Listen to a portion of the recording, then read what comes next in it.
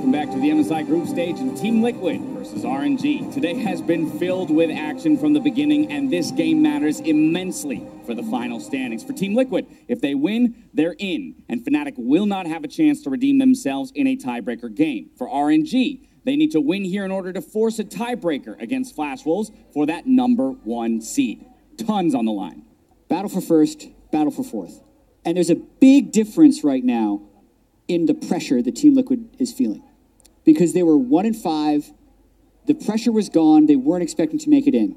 But as someone who covers this team, my heart is beating faster right now. Oh, yeah. And I do not have to play against Uzi right now. I feel really relaxed. You're in, right? You're in, exactly. RNG is in. If they lose, there's a chance they can still play a tiebreaker for second, right? They're feeling pretty comfortable, but Team Liquid, suddenly, the pressure's back. This is without going down the rabbit hole of, where the seeds land and therefore choosing opponents, right? The idea if we beat RNG right now for Team Liquid, Flash Wolves is the #1 seed. They're likely picking Team Liquid now. RNG, many people consider here after the last couple days, is actually looking like maybe the strongest team in the tournament. But it's based off of individual performance rising rather than them collecting their style. This is simply just not Uzi playing better, but Xiaohu playing better, MLXG playing better, Let Me playing better. Uzi's been pretty solid the entire tournament. Now with that, at the top of the day, we had the predictions fly up. As per usual, we've given you guys the opportunity to change your predictions, so I'm going to fly those up onto the screen right now, and you will find that both Azael and Jat have decided to hop over to the other side of the rift and support Team Liquid. I gotta say, over here on Team Guest, we go for the win. We don't go for a tie. And Frost Curran, was matching my predictions. Yep, So yeah. I had to trust my boys in blue. Oh, I hear you there. So Team Liquid, if they are going to win, though, we know that it won't be easy. So Jat, let's start breaking down the win conditions and where we might be looking for the make or break within this game. Yeah, You're Jat. looking bottom. You're looking bot. the bottom lane. Stay with me, range supports. Both teams, I think, are probably going to be going range supports unless they can get something else ridiculous.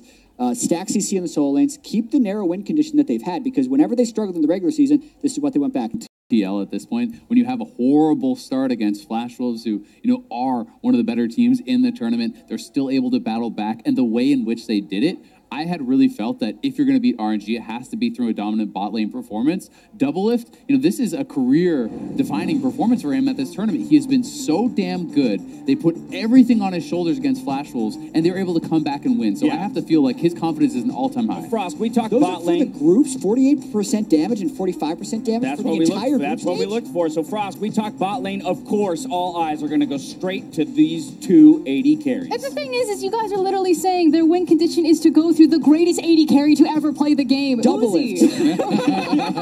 And yes, they did it before, but it wasn't Doublelift just going toe-to-toe with Uzi. It was him recognizing, I need to pick a priority laner. I have to have the Caitlyn. I need to play a high tempo, and the jungle really fell apart. I don't think that's going to happen this time around. I think Uzi's going to try to match them, and if it stalls out again, if TL have another game where they stumble a little bit and they come into these 25, 30-minute team fights, RNG have just looked so much crisper and cleaner in their team fighting. Here's the thing, bot lane is not just about the 2v2. It's about who else is going to affect that lane on the rest of the map. I think Smithy has been better than MLXG throughout the entire tournament. Yes, he had a terrible level 1, but he was still so effective from behind in that Gragas, finding the ultimates in that team fight, and I think he is the difference maker for that bottom lane. We saw a lot of RNG fans out there in the audience. We know there's a small squad supporting the NA guys. There's so much on the line for both of these teams, so let's head over to Freak, Papa Smithy, and Officio for picks and bans. Thank you very much, Dask. Welcome to the caster desk. This one is hype. As they mentioned, a battle for first and a battle for fourth. Would you have it any other way right here? Uzi, for the first time in his career, won a team event. And once again, he's able to battle for first place in the group stage and make this his tournament as well. Everyone is riled up. The analyst desk, super riled up about this game. One tiebreaker, two tiebreakers. I hope we have two. I know that affects the results. I just want more games. I want more games as well. Going to be excited to cast them. And it's amazing. You listen to this crowd, you'd think we weren't in Europe. There's more RNG fans than even Fnatic fans here in Berlin. They have come out in force to cheer on RNG. This feels like the home team, weirdly enough. Yeah, I mean, it would also be weird if they were cheering for Fnatic, but they're not playing. I meant overall. RNG have more cheers than Fnatic does. Certainly, yes, there's like 7 Liquid fans in there as well, but this is honestly an amazing matchup. Of course, even the Fnatic fans are cheering for RNG. Exactly. That's right. You are hopeful for Fnatic, or you're on Fnatic, you need Royal to win to give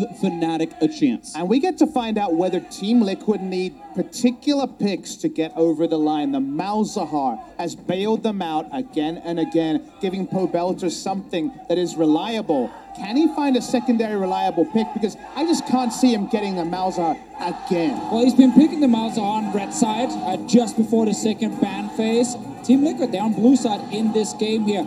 Just to remind everyone, last time they played each other, Team Liquid won that game. They grabbed Morgana Caitlyn, probably coming in, but they took Morgana Caitlyn against Zyra Khan from Uzi and Ming, and they destroyed Ming specifically in that lane phase and snowballed the game. RNG needs to make sure that does not happen again.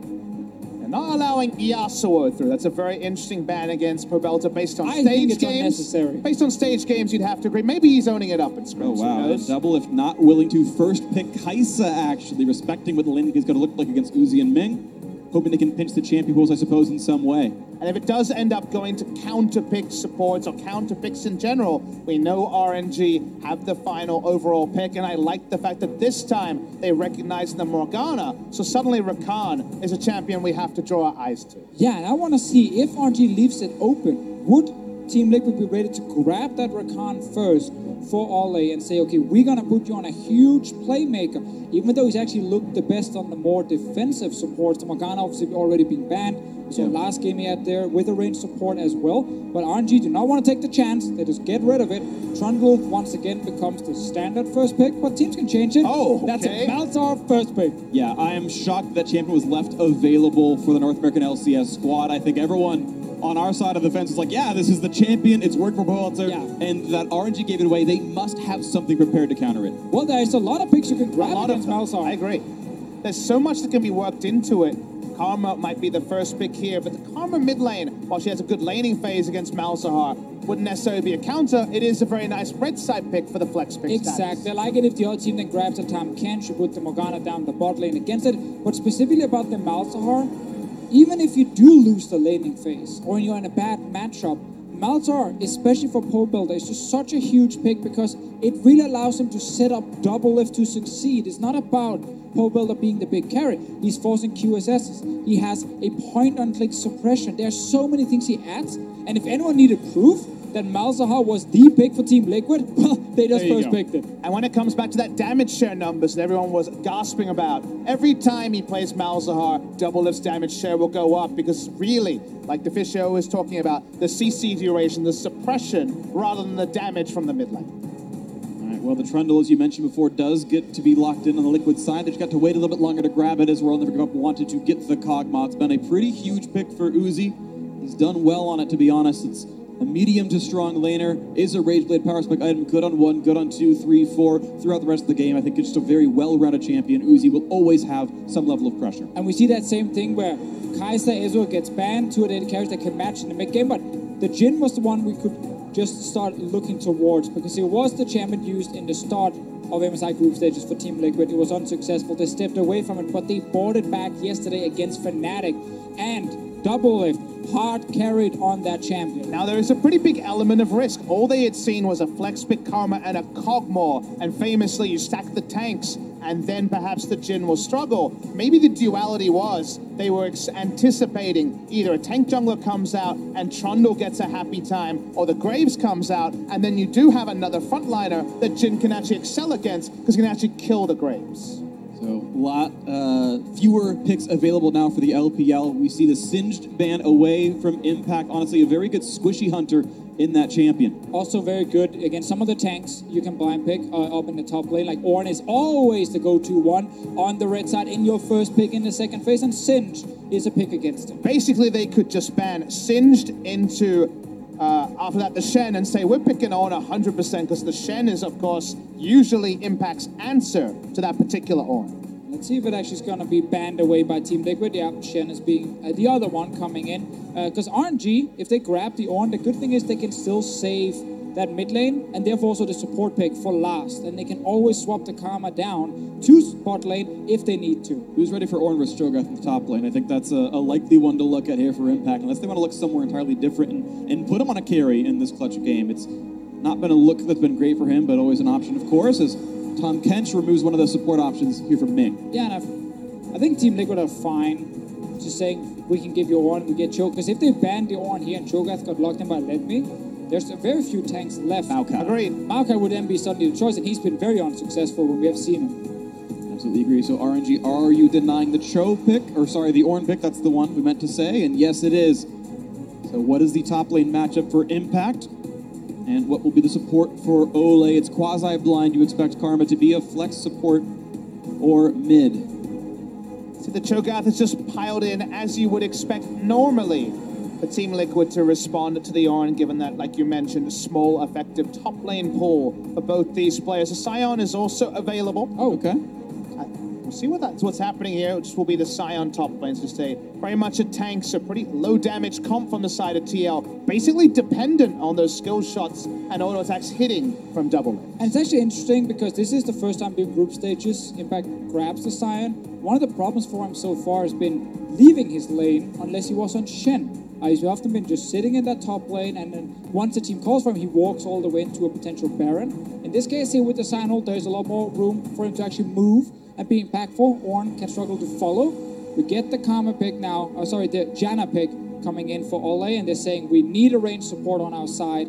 Even though Janna, at the moment, is not really going to ult anything, it's actually a very good champion from RNG against Janna specifically. It's mostly for lane impact, going for the range support there, but I take your point, Deficio. You can think of what else John has picked up for, and of course that is the Ardent Sensor on the Monsoon. Doesn't really synergize that well with TL's comp. If you think about the Braum, it would have meant that Double Lift could open up, the Braum could interrupt the Ornn ultimate with a backwards Unbreakable. Now they don't have an interruption on that ultimate, unless that we see Malzahar diving into the backline. That means that Double Lift's effective damage in fights is looking pretty low.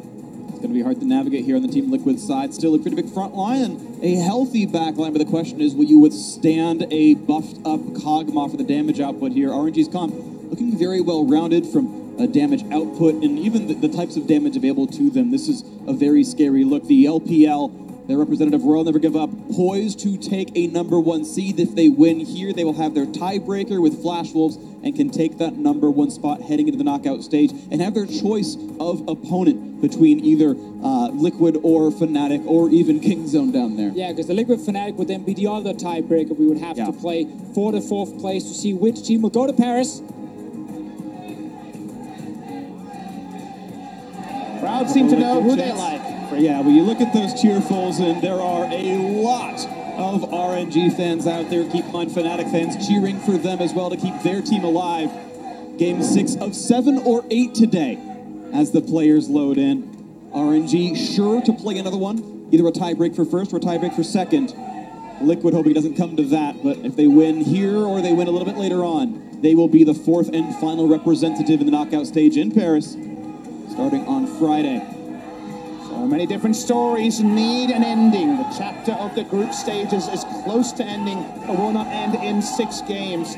Almost ready to load in here. I just want to see the action, freak. I just want to get started. I do too, and the players are on the rift. The champion's ready to move. The fans ready to watch. And we are all ready to cast. Welcome to Summoner's Rift. The battle for first, the battle for 4th has begun. Pobelter dancing back and forth against Xiaohu. 30 seconds until minions. Very interesting start here. The Sapphire Crystal for the Malzahar. Just working towards the very early tier. We talked about how Team Liquid's teamfight damage may be a query. One place where they're very strong is their Baron setups. They can start Baron, they can tank it, they can turn off it. So post 20 minutes, we'll return to that point. But to me, this game needs to be won around objectives for Team Liquid. Let's see if the bot lane as well, with this Janna pick coming in, can actually win the laning phase. Because as we highlighted in the pick a ban phase, the Janna ult, when it comes to purely disengaging something, is not going to be too valuable. But the heal is always very impactful. Just a lot of long-range champions and long-range engage from an Ornn on RNG's side. Quick point on the Malzahar. Typically, your problem is mana in the early game. Sure.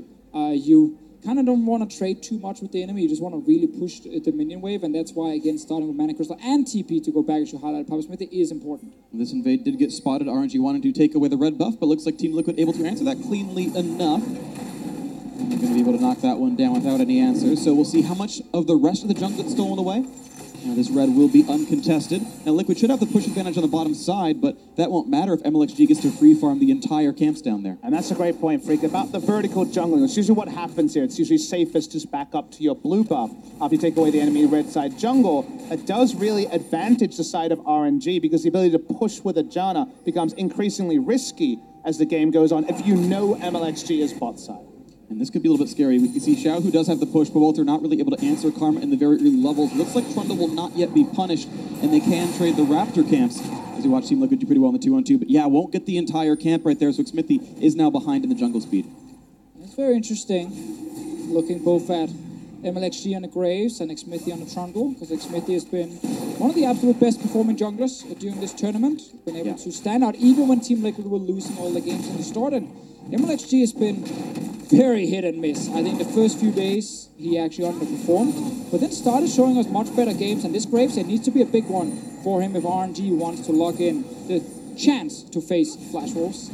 His Lee Sin game from behind was to me the most atypical game because he found so much impact despite being in a no-win combat scenario against Graves. This time he's on the Graves, so from the front foot, it's a very different predicament. Good start from him. Meanwhile, in the bottom lane, as you highlighted before, Freak, double lift, and Ole will, of course, get the early push. And it is interesting that RNG had the chance to go range support in the bot side and say, okay, no, we know Team Liquid's win condition is double lift gets ahead, and we can try and match that, but opted into the Braum for just better overall team fighting, where he is so powerful, but also does help if you are setting up ganks, especially level 6 when you can fly in and ult onto something like a Janna. Gonna have to see if it actually works for main, because Uzi, he normally doesn't struggle in lane, no matter what he's laning with. I've seen him win lanes he should never even get close to winning. And this one, he is staying even for now. Let's see mid lane. Looking at the mid lane, they're gonna have the root there for Poelter. He's gonna be in range despite the flash, the burst. Is it there? The Q's gonna bounce. Poelter will fall. MLXG grabs first blood. That's what happens if you do run the mid lane Karma. The tether lands, doesn't go for the flash early enough. Nice kill for the side of RNG. Very well played on that side. 500 gold lead now to the squad, and even a small push on the bottom side as the farm is traded back and forth pretty equally. Smithy just to grab his own Krugs in the backside. MLXG now getting the better of that early phase, but here's the tier, and Poelter is able to get back to lane. Just talk about how MLXG has looked better here towards the end of this group stage. Great start. On his side, we get a replay of it. Just Zhao, who's setting up to kill MLXG with the double buff, showing up. And Popo, the lane is pushing for him. He's still in a fine position. Problem is just that tether still connecting, and then you can't get out. And there's terrain, of course, for the Q to bounce back from MLXG and get the maximum damage there. Out of the tether, just a single auto attack tether, and by the time Pobelta had his wits around him, it was too late. Now you can look at this bottom lane, and even though you say range supports lane priority, it's now actually Uzi with the farm lead and the lane equilibrium. So Curtis, or Gratz, I should say, well played to the roll, never give up bottom lane here. As Let Me is going to trade blows at Impact at the top side. Small farm lead for the Scion, so good job Impact there. Poelter tries to keep the Raptors safe, but MLXG wants to steal these away. Get at least a few of them. More importantly, he keeps pressure around the Raptor and the mid lane. Always means that Team Liquid's bottom lane needs to be careful, because there might suddenly be a Graves showing up behind them from their own jungle, and it's just applying a little bit more pressure by having this control of one camp. Ming is back in lane with TP, and he goes straight for a trade. It takes a fair bit of damage for it. Does hit Ole, who is out of mana and low on health, so might need to recall himself pretty soon. Looking at the item timings, we do have VF Sword money available for double up and plenty of spots here, and this could be really big damage. The stun comes across, forcing Summoner heal out. Of course, there is no Ignite, but they're going to get the root onto Uzi. Is there anyone here to join up? The Ignite is on, and a nice bouncing grenade hits him pretty low. The trading patterns there are a bit risky from TL, specifically Ole, low on mana as they walked out. That's the thing Ming did have, is freshly full on health and mana for these sort of trades. Uzi wants an extended laning phase. The longer it is, the closer to rage bait he can get on his first back. And to fight again, remember, Uzi kept his heal from before. Both summoners used heal and ignite on the side of Team Liquid. And Shahu has teleport. This could be an easy 4v2. Team Liquid might be double killed down into this turret. They're going to clear the waves so they can buy some space, but it is not hard for Graves to stop recalls afterwards. Uzi not looking to land the poke here. Ole puts the shield on. They're going to try to find out where Graves might be, but yeah, he's in that brush now. Actually gives away the positioning. and Liquid know what they're dealing with. There is still a TP ward that the Karma can show up to. Getting a couple more levels is 5 right here. Nice juke away from end of the line, and they are allowed to farm. I think one of the reasons RNG did not go for the play here was Impact had just recalled, so he was saving his TP. He was walking back to top lane. If the dive would start, he could TP into bot lane and maybe turn it around. Sion walked up near the mid lane actually for this one. I'm not sure exactly what for, if it was a ward or something else, but was showing around there. Hasn't yet walked back to top side, and now an invade towards this jungle. RNG want to be here. They've been spotted though. This might be a big one. Both top laners saving TPs. We know Sion was around. He's on his way from mid now. They might be fighting here. Ole is around the corner. He's engaged. Suppression's in. This fight's going to grab this one. Do they have the damage? A nice knockup comes through, and it doesn't matter what class code is there. The kill comes in, assist on all 4. Good job there by Team Liquid. They do secure the kill. RNG had put in multiple wards earlier to get these sort of invades to be pulled off, but with Impact being able to just drift in faster than a teleport, they get the kill.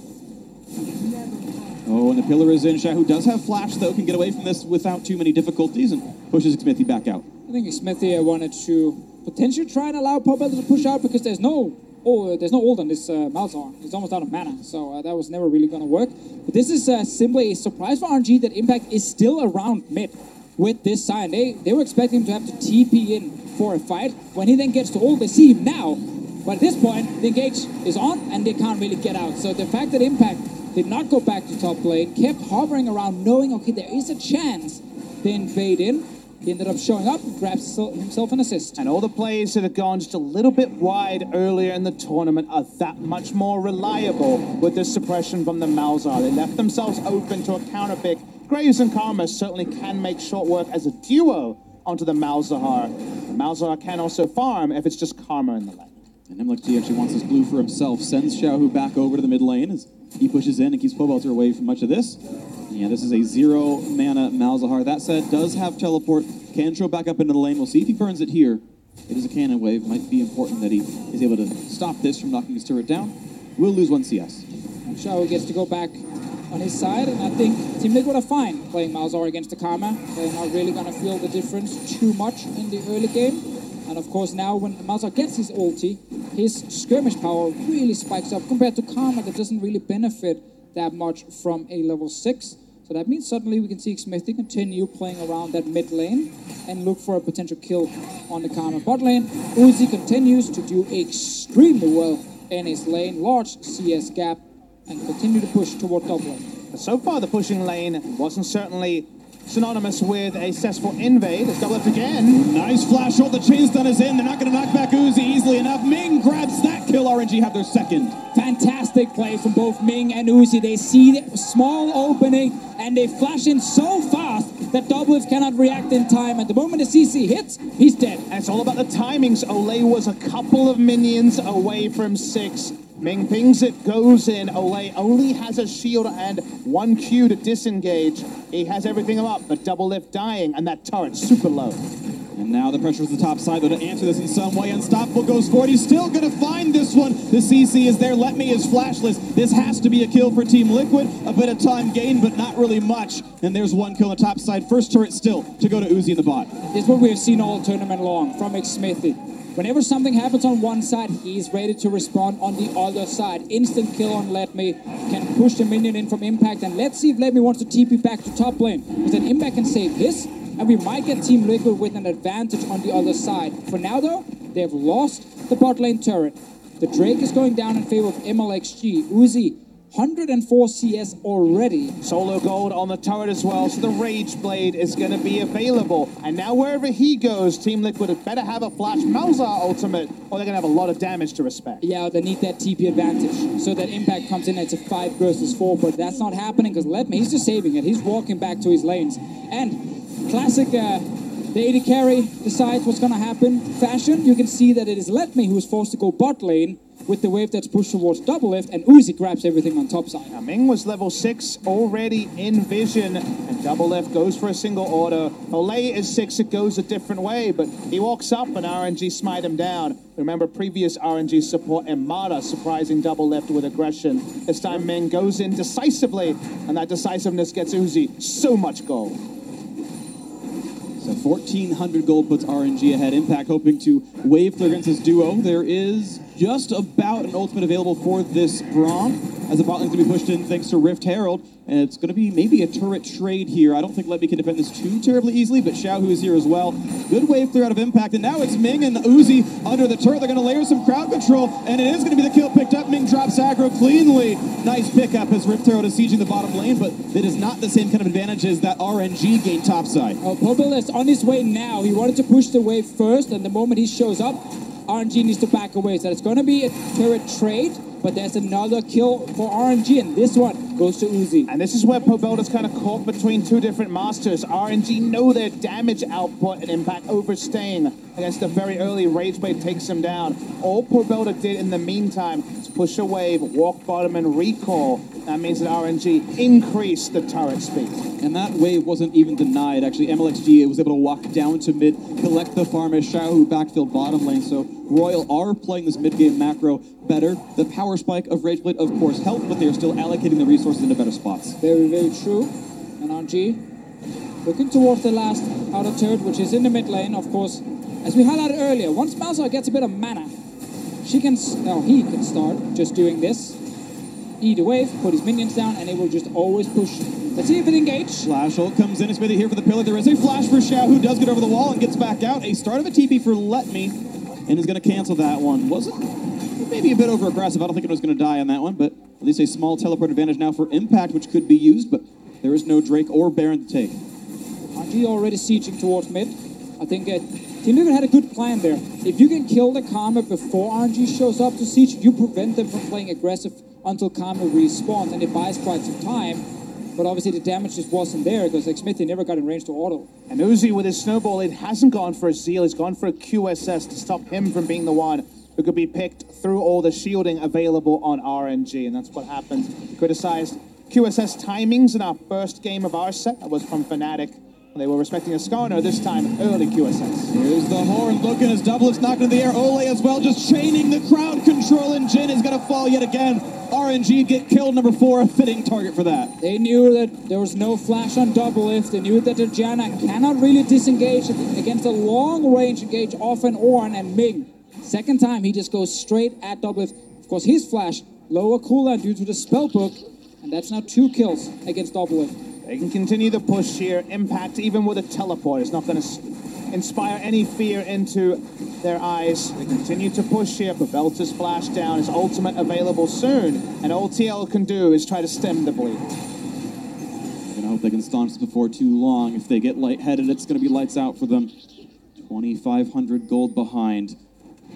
Team Liquid is hoping to find those openings. Only the first item just now completed for Double if he is pretty sadly behind Uzi, who's able to stop by for a Quicksilver Sash and still seems to have better items on his inventory. So great play from the RNG duo. First turret as well as a gold lead from farm. And he's gone for a bit of the no-no item. The Essence Reaver this tournament has been a struggle because of how fast games are being played. We've seen other Jins go for the Swiftness Boots into the Rapid Fire Cannon just to abuse the 4th shot and the damage that can do and the mobility it provides. Eventually there will be damage coming through the double lift, but that eventually is looking like a long ways away, and by then RNG may have so many objectives across them. Have to wait and see. Obviously the last game that Team Liquid managed to get their Malzahar in was earlier today against Flash Wolves, and there was a Kai'Sa that had next to it. So what ended up happening in the late game fight was they knew Double will carry this fight as long as we just protect him and line up targets right in front of him. Jin is a little bit harder in that way to use, a lot more about just stacking up for the 4th shot and also use of your abilities to both utility but also long-range pick. It is not the same kind of late game damage as we see from that Kai'Sa pick, so it's going to be a little bit harder for Double Lift to actually win the late game fights for his team, but it is possible. Almost the entire gold lead is in 2 QSSs I see. I see Graves has one as well, so that he can walk up. They want to be able to put down vision and not have to respect Malzahar ultimate every time they walk through the river. The gold lead isn't unassailable yet. Only about 2,500 gold. Pobelda trying to hit the map on the top side. Yeah. And nor are the champions unassailable as well. You've got Ardent Sensor coming in next for Xiaohu, so he's not picked up that core defensive item. Could still be a target, of course, is still flashless right now, and Pobes is a shorter cooldown because of Spellbook. But mid lane's being sieged right now. Uzi's so hard to defend against 4 in here right now. Top will fall from Pobelda. They can TP. Okay, this is going to be some really big pressure, though. How well can this defense go as it turns on a half HP? Uzi always able to play the maximum. His impact's going to be spotted out by Letme. This could be a dead Scion. Here comes the call. The Forge God jumps in the lane, the crowd control, and it's going to be a lot of damage. Impact yet to find his way out. Does get shut down. A great flash blocked the ultimate. That was beautiful. RNG get another. But a shame for TL here that Impact decides to move in towards the mid lane to do something, because it was actually a good setup. Malzahar is a great split pusher because he can kill the wave so fast, and he's fairly safe with his passive to then walk away if someone is nearby. But the problem here for TL was they could kill the wave, but they didn't want to fight. So when Impact showed up, Todo ends up TPing in, and they still lose a kill. And they have no control over their bot side jungle. That's where RNG have enjoyed so much of their vision, all their vision top side for TL. So unless Impact was taking... Yeah, it's a flash, but it's still almost going to be taken down by some more sniping, but no follow-in. Greedy movement there, and this is going to be mid-turret likely falling. And it's really awesome to see RNG punish these greedy small moves. Let's see what happens around mid, and Ming will just end up standing in the way here. But as you just said there, Freak, like greedy movement from Ollie, Impact walking up to mid lane as well, in a position where he was trying to set up a potential flank, and RNG instantly spotted and punished. And when you have the tempo, you force your enemies to walk the longest route around. Impact chose not to. He felt didn't want to use his teleport there after Malzahar had to invest his. They do eventually end up taking the top lane turret, and they haven't sacrificed mid yet. So a bit of standing gold, a bit once again of the game slowing down. That pace suits Team Liquid as we once again are about 2 minutes away from the Baron spawn. That's going to be very important timing, and what the gold lead looks like when that comes around. This lead actually slipping under 2,000. Liquid are doing a good job finding farm. Powelter was quite often unanswered in that side lane. He's up to 180 CS, a player that we had maligned a lot for having bad split push games, getting caught out, being too aggressive, is actually leading his team in farm, and he's up 30 on his opponent. And in games like this, where RNG just can't take out the 3 outer turrets at 13 to 15 minutes, super snowball lead, all their lane assignments are, how can Uzi pick up the most farm? He's the one picking up the slack. He's the one who just monopolizes farm. Sometimes picks up double buffs on Cogmore. We saw that in the LPL playoffs. That means that they do slow down. They want to trust in their item timings. That, again, extends the game in a way that doesn't smother out Team Liquid.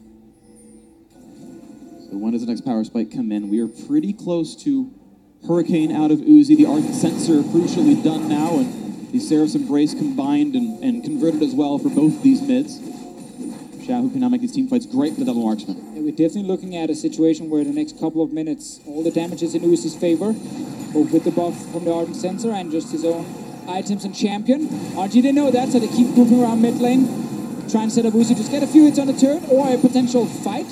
Impact is on his way from bot lane. Ulti is available, but he knows if he dives in alone, he dies fairly quickly.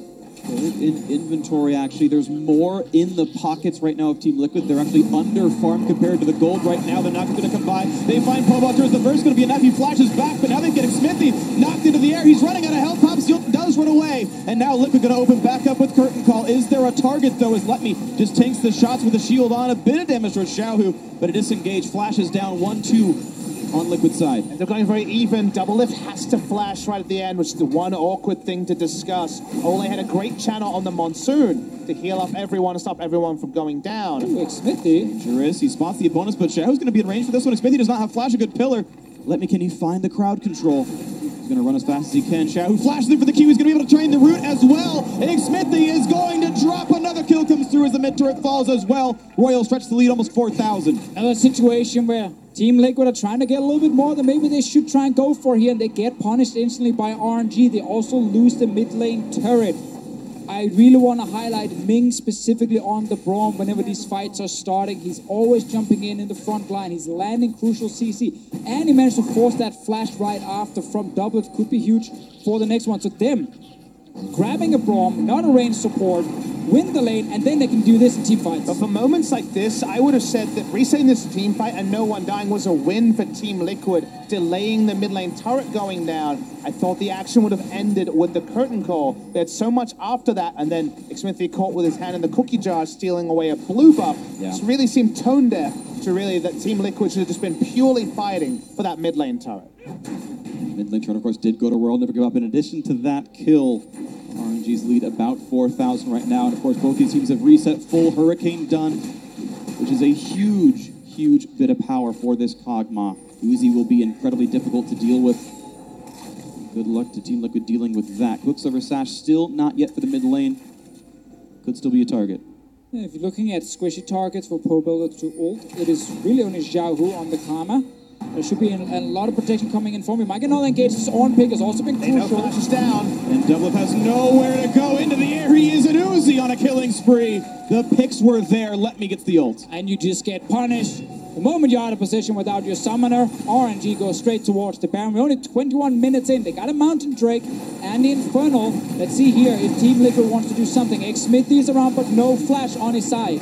4v5 for a Baron Steel. Liquid backs against the wall. This could be RNG taking the game and getting too big of a lead on this one. A silence the front line, looking for damage to press the Braum, but he's not a great target. Impact somehow gets into the back line, but he's alone, has to flash right back out. And this Baron's still dangerously low. Can Smithy find himself a steal? He's not going to have the chance. Picked up cleanly, and the re-engage is there to grab even more kills as Liquid are just bleeding the map, and Royal Never Give Up are on form. And RNG play the Baron dance perfectly. Impact teleports in, trying to create pandemonium. Instant disengage at 3,000 health on the Baron. From there, they only re-engage when they know Smithy can't get in the pit. This is absolutely textbook stuff from RNG. Yeah, we laugh when we see some of the crazy Baron steals, but we also got to remember to celebrate when we see a team really execute around Baron itself.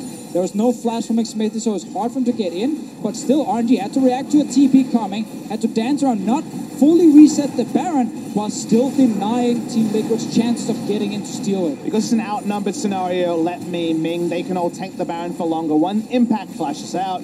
Smithy doesn't have a flash to contest the pit. They re-engage it. Beautiful stuff. And I'm all about the good setups. I know this is something you have to drill, that you need many games to kind of get your wits around you, and the teleports usually are the variable to change it. Not this time for RNG. It is very fun to see, though, in this game how we have two teams actually been winning a lot of games the last 2 days, fighting each other, but RNG just looks stronger at the moment. Knock up on the Uzi at a half HP, but they cannot get the damage out, but their impact is going to draw the pickup, but they get the trade, and that is huge to knock down Uzi. Suppression in the back line. They could kill off Meng, but first traded on Sole. So now it's a 3-on-3 for the back half. This is going to be a huge amount of crowd control. Letme's only going to find one. MLXG! He's so spicy into the back line, looking for big ones here as it's still a 3v2. The turret falls down. RNG win another fight. And that's what happens when you have the on. You can throw it from downtown. Double Smash still not up from all those moments ago. RNG still end up with the lead. Ooh, really nice pillar to stop down Let Me, but even still, this is RNG taking so much more off the Baron. +1 in the fight. Another couple of turrets fall down in the mid lane. Inhibitor is theirs as well, and it's now an easy reset to grab Drakes to go for the next push. They're so far ahead in this game, and it all started with Uzi and Ming down that bot lane, winning and finding kills. Uzi in this fight here, he's very far ahead. His damage is absolutely insane. He knows that, but the pillar coming in behind him keeps him in turret range, and he ends up taking so much extra damage. It takes 4 turret shots because of the pillar after he got baited in, almost killing Ole. And when the second member goes down, you think Team Liquid is the start of a comeback. With no flash onto Doublelift, he's taken down, and MLXG knows his man. Everyone walks up trying to kill Xiao Hu. No one's protecting Doublelift. Very well played, though, to find that backline target. Let Me and MLXG assassinating that AD carry. Doublelift, sadly, 1 and 4 in this game. Hasn't picked off very successfully. Those long-range engage tools can be very good against Jhin. He's got no natural escapes. And it's been a well-played game from RNG. And that's where we looked at the Braum Deficio. We didn't get it. We got the Janna instead for the laning phase. And you'd have to say, more than pass marks to Uzi and RNG, they weren't impacted by the range support, and we're not seeing the value of the Janna just yet. We heard the analysts that's coming into the game in their predictions. Azale and Jet saying Doublelift needs to do well. It's about the bot lane from Team Liquid. They have to win it if they want to win this game. And for scoring, quickly to mention, they're playing against the world's best AD carry. And I want to add in Ming as well. In this game, it's been phenomenal. So you have Uzi and Ming playing top form. They were able to stop Team Liquid from getting ahead in the bot lane. They've been a crucial part of RNG getting ahead. Absolutely agree. He's played so well on this Braum, and we've got 4 Quicksilver Sashes now in the mix as well. Good luck finding a good target on this one. The gold lead, 8,000. Royal Never Give Up. Have so much more to hit their opponents with as they continue the siege now in the bot lane. A quick channel, and they knock up some minions. Liquid will survive another minion wave here. A pillar might find Ming, but no, a nice stand behind me. Comes back to his team. There's almost no threat from TL as they woke up, so RNG can walk forward, get auto attacks in, 3 ranged auto attackers here. They even poke their heads in before the minion wave crashes, and Let Me, with his banner of command, doing plenty of work as well. Liquid just unwilling to actually pull the trigger on the 5v4. Yes, of course, teleport could let me join back in, but now they're going to try. Here comes the teleport, looking at the front line. A lot of damage coming across back and forth. A quick heal out from Ole. They managed to pull the teleport out, but this is going to be a pretty big bit of crowd control. A flash out from Double does not want to be dove, and that's going to be a turret falling. TP for a lot of flashes burned. Team Liquid tried there, but all the engage ended up hitting just Ming in the front line, and then with the TP from Let Me coming, they forced Team Liquid back, and Doublelift ended up using his flash again here to try and avoid the engage. That will be huge for the next fight. It's going to continue the siege. Won't see Let Me rejoin just yet. Remember that ult cooldown gets pretty down low as the game goes on. They're looking for the kill here, RNG. A knock-up, though, onto the Graves. This could be really good damage. The root in there as well as silence, but no ulti to find as Uzi shoves back the team by himself. Gets a shield. He's going to be fine to walk back from the turret. The trade of blows back and forth, of course. Liquid so much closer to the source of regeneration. Minions on the top side pushing in as well. You see on the way pings being channeled by Team Liquid. They know they have to respond to this turret already desperately low for the top lane inhibitor turret. All right, we seem to get a reset from RNG's side. Baron is 1 minute 40 seconds. They probably don't need it, seeing as they are so far ahead. And Uzi just completed his 4th item on this Kog'Maw here. Great performance on his side. And Jahu as well grabs the Karma to get an early kill in mid against Poe Builder. Allows him also to just quickly get to 2 items and just buff up this AD carry. And let's answer the question of what does Team Liquid's comp do? Because I'm sure there'll be criticism thrown towards the Jhin that has struggled in this tournament. They have one of the best Baron comps that we've seen in terms of setup around Baron. They can have Malzahar, Voidlings, tank it up, and then the turn from Baron with a flash suppression, with the Jhin opening up, is very strong as well. So secure and set up around Baron was really their main win condition when you judge the 5 champions. But they're also trying to focus just on Doublelift getting a champion where they feel he can try and win lane. That was what he did against Fnatic with the Jhin here. They take the blind Janna to get a range support next to him, and then you can see a scenario where Poe Builder and Smithy walks down to the bottom side. They force RNG's bot lane from the turret, and they can start snowballing the game. That did not happen. RNG, with their bot lane, with Kog'Maw here and Braum, had full control, even got a kill against Doublelift. And these aggressive level 1s with Graves and the invading junglers have been so much stronger than any attempts at defense against the late invades that we're seeing. So the tone was set early. Smithy was able to farm out regardless, but the momentum definitely shut down any hopes of the 2v2 winning lane for TL. I've got to find something here into this one. 10 seconds till Baron spawns, and you can see how much darkness there is. You don't need a Nocturne for fear to be struck into the eyes. Team Liquid hoping for something, a quick root, but that is still not a target they can really fight down as another turret falls. Minion pushing, doing so well. The inhibitor now open in the top and mid lane. Looking at this Baron dance back and forth, the ward going up, going down. Blue buff spawns. They look for this one as Smithy has to flash away. I just like the patience here from RNG. They don't rush in and start the Baron. They know they can hide around, out of vision. At the moment that Trundle shows up, he's flashing out. That now reduces the chances for Xmither to get in that Baron pit.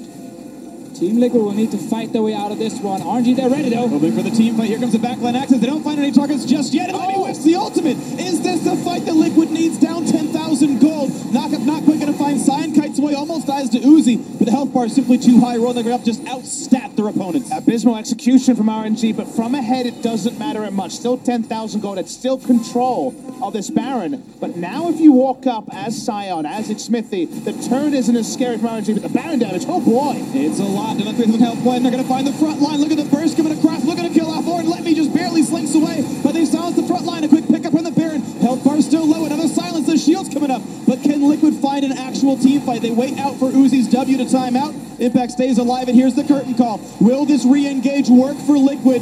Do they want to take the 4th seed right now? They cannot quite find their opponents. More kiting back from Uzi, finding the poke. And this will be a now uncontested recall. RNG get the Baron, they get out, they get farther ahead. Yeah, second time RNG. They managed to deny any way of free Baron steal. Smithy's not allowed to get into the Baron pit in the first place. All Team Liquid will get is this mid lane turret. RNG will return, look towards the base where there are 2 open inhibs and 1 bot lane inhib turret. That's it.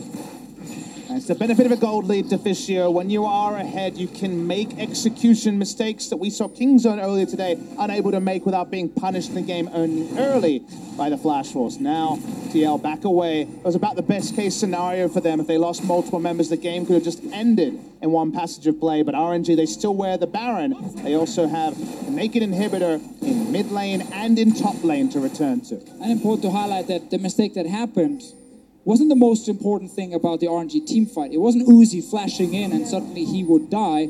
It was just the engage, which suddenly meant that Team Liquid could actually kite back and buy a bit of time. But there was still a very fed AD carry that they couldn't deal with. And Team Liquid tried to get back towards the Baron. Now they have to defend bot lane. And Uzi's been on an absolute tear this tournament. We said this was a matchup for the very best AD carries in the world. Uzi often considered #1 among them. He's had a stellar tournament so far, looking to bring his team into this one. Best KDA and a lot of kills on his squad. Looking at the bot lane siege now. Baron buff on, knocked out by a pillar, but still a few seconds to hit this turret.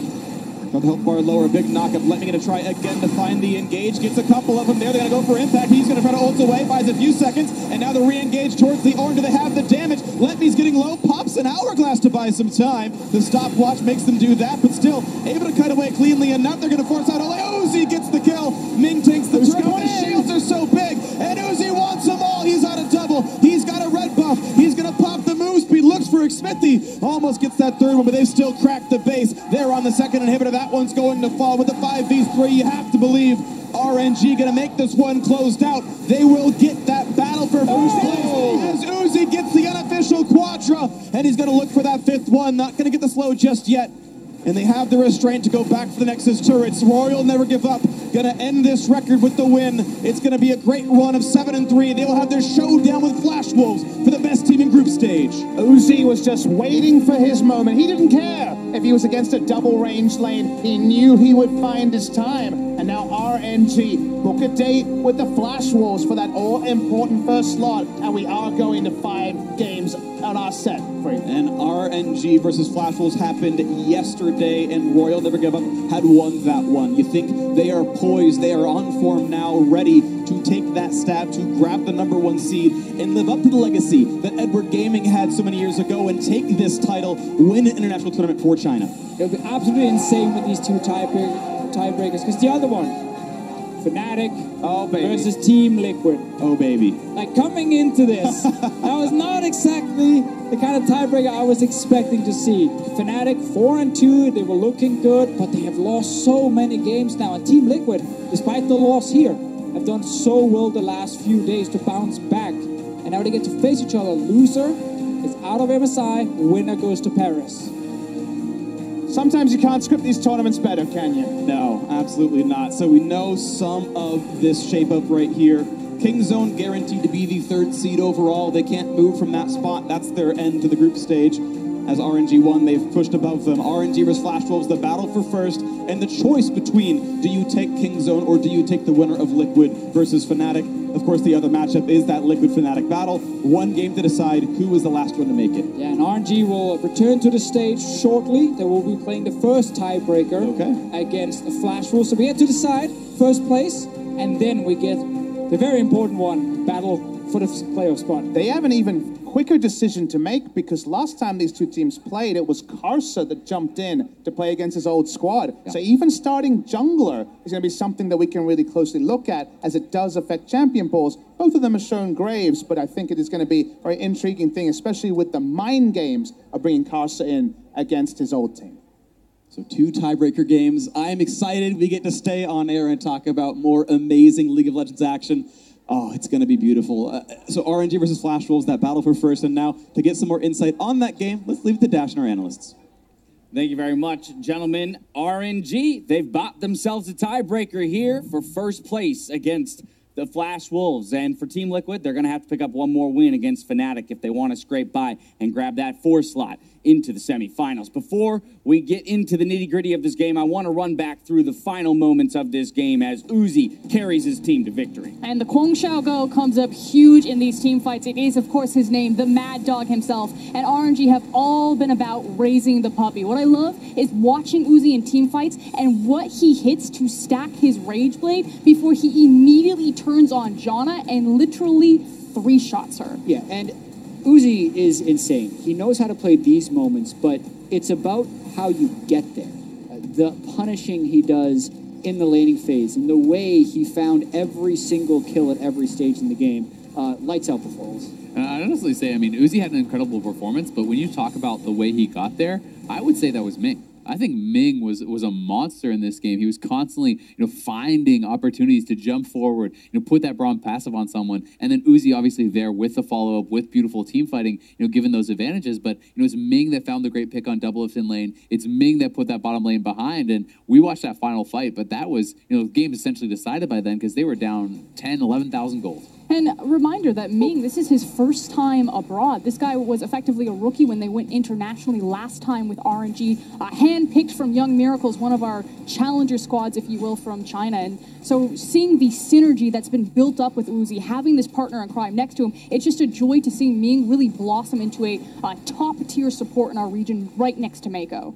I mean, a big contrast, from Team Liquid's first game where double lift hard carrying the team to this time suffering so many of those early deaths. I also gotta say, if you were an NA fan, every time you heard the Orn horn, you just and you're like, oh, well, I guess double lift dead again. Like, that was just terrible. I mean, Let Me had a monster performance, and I think RNG in general, this was a super clean game. Like, they were flanking from all sides. They were controlling vision around Baron so heavily. They were playing around mid lane priority. Like, they were looking really, really on point. Yeah, they decimated them. Yep. Right? The mid lane ganks, the bottom lane control. If I was nitpicking TL's draft, I would say I would have rather seen Caitlyn because they won lane with it last time. But with the way that game played out, I don't think it would have really made much of a difference. RNG just kept their momentum going. That's their, fourth win in a row now? They started 3-3, now they're 7-3? They basically had the stumble in the first 2 days, and since then it's been easy coasting. And that's why I think a lot of people are now looking forward to this first-place tiebreaker, with RNG being perhaps considered the favorite. We had the kind of slump here at the end for Flash Wolves, yes,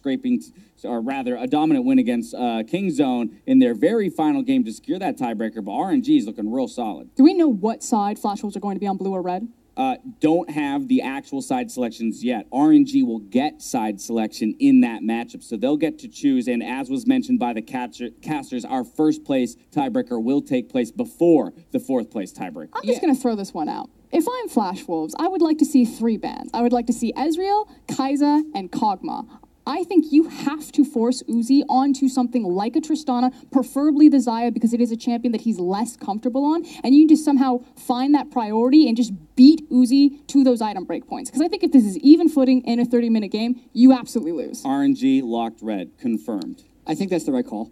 I think we're actually seeing there not be that many 100% champions that you must pick or ban on either side, and red side has more flexibility with counter picks in the draft phase. But kind of to a larger point, the setup for these 2 tiebreaker games really does mean everything, because Flash Wolves RNG play for the right, in my opinion, the right to not play Korea in the semifinals. Yeah. Because they'll then get to choose their opponent, which is either going to be NA or EU. And after everything that happened, the fact that it's coming down to another NA versus EU tiebreaker is as depressing as it is exciting. Simultaneously both. I mean, Flash Wolves, every team that went into playoffs, they were the only team they had a 2-0 advantage over was the LCK. Imagine the balls it would take if they win this tie.